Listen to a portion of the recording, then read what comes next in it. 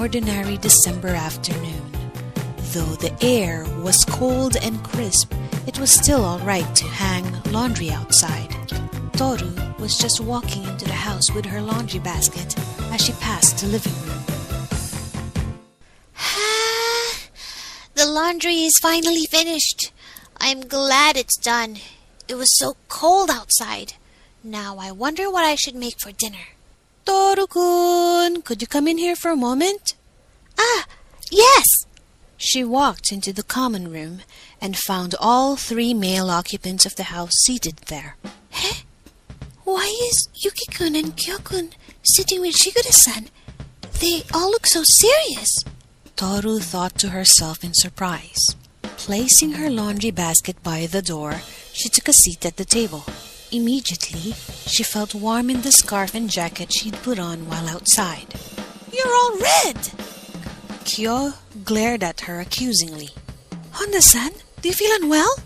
Yuki leaned closer in concern. Huh? Toru glanced away from Kyo, only to look at Yuki, who had come surprisingly close. Flushing for a different reason altogether, she quickly protested and shook her head. No, not at all. I just came in from outside and it was cold. She quickly removed her jacket and folded it on the floor next to her. Yuki sat back, looking at her with gentle eyes.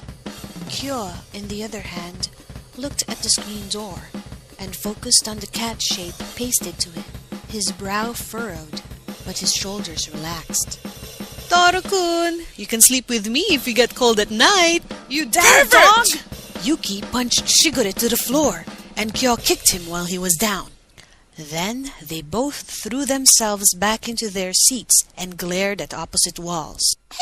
Toru looked back and forth between the three of them, her eyes round in shock and hair standing on end. Shigure sat up, a little bruised, but willing to act like nothing had happened. Anyway, we wanted to talk to you about something important.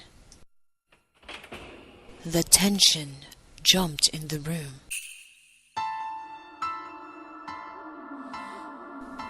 Toru felt her shoulders tighten as silent paranoid thoughts started to run through her mind.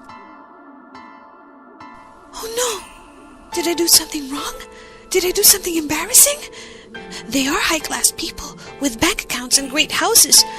Oh, maybe I acted awfully and didn't even know it.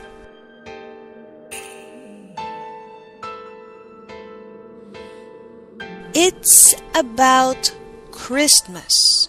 Sensing her distress, Shigure interrupted her thoughts as he looked at her kindly. We wanted to make sure that we had an understanding. Understanding? Honda-san, Yuki began hesitantly, doesn't have much money. I don't want to sound insulting, but I don't want a repeat of Valentine's Day either. Kyo flushed at the thought of remembering how embarrassed she must have been when the teacher confronted her about the money for the school trip. So don't go buying us gifts. Gifts? But... Toru-kun works very hard. We don't know what we do without you. Yuki-kun, he would kill us with his cooking. And Kyo-kun, he would destroy the house. Oh, wait, he already does that. Who does? Anyway, if you work too hard, you'll get sick. And then, where will we be? We don't want to put that kind of burden on you.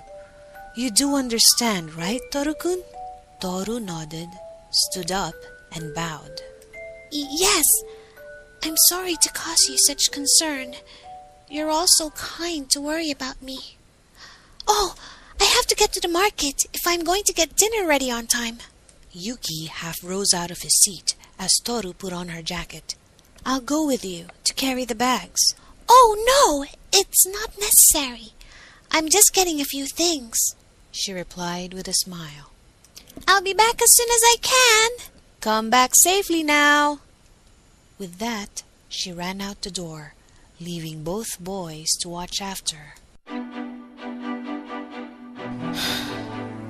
Somehow, It feels like we didn't handle that too well.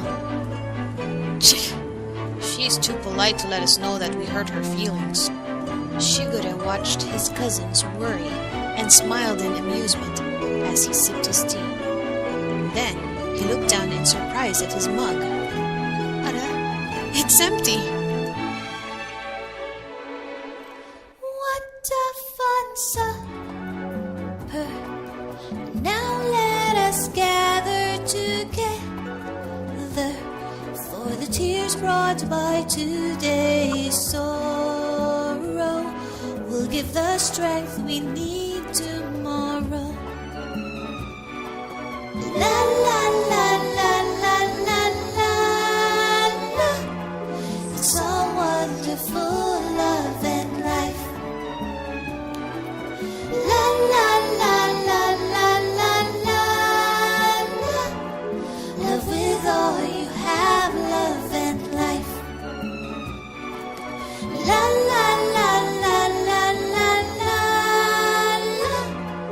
It's all wonderful love and life. Ifs, Part 1, Original Story by Merrow. Adaptation and narration by Ina-chan. Fruits Basket is the property of Natsuki Takaya, Hanato Yumi Magazine, and Funimation Studios. No profit is made with this dub. This has been a J-Mix production, care of Media Talks Radio.